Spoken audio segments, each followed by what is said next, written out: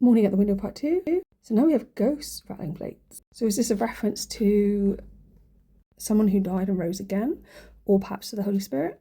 So we've got rattling like a rattlesnake, and that brought me to a fun little poem part of by Lewis Carroll called Mad Gardener's Song. He thought he saw a rattlesnake that questioned him in Greek. He looked again and found it was the middle of next week.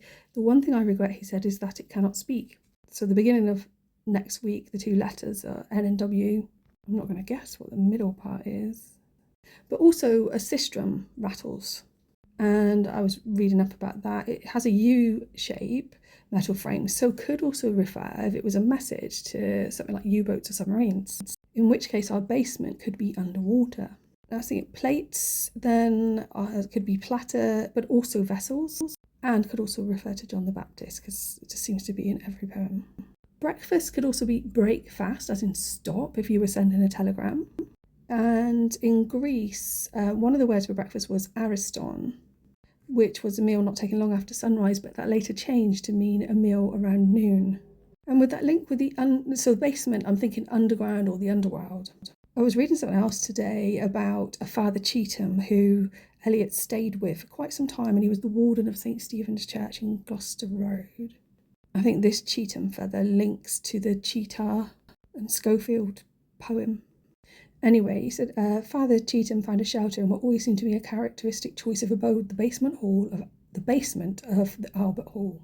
Now, I couldn't find anything about the basement of Albert Hall because it's recently renovated and that's all Google wanted to tell me about. But I was thinking, actually, was it referring to something underground, a nearby tube station there? Possibly Knightsbridge, just because of the name. I'm not sure about kitchens, apart from ovens, which could also link to wombs, I guess. So I think it translates to the baby's hungry.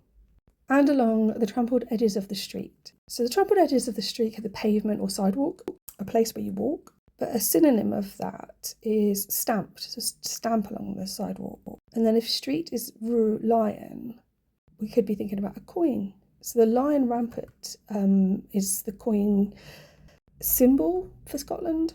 It's 3 lions for England. So around the edges of that coin is the fleur-de-lis. So I thought, well, if it was a message, is it referring to a Scottish base? Then I came across the order of the fleur-de-lis, the order of the lily. So there was a ton of information online, like going back to, I think, about 1,000 years ago. But it did reference, so the marriage in 1538 married de Guise to James V of Scotland, the House of Guise-Lorraine. The order switched its main base from France to Scotland. So later, when it became obvious the Stuart cause was lost, the order switched its loyalties to other branches of the Guise-Lorraine family, particularly that of the Habsburg-Lorraines. Maximilian von Habsburg changed to an order of chivalry. He was cardinal-elect.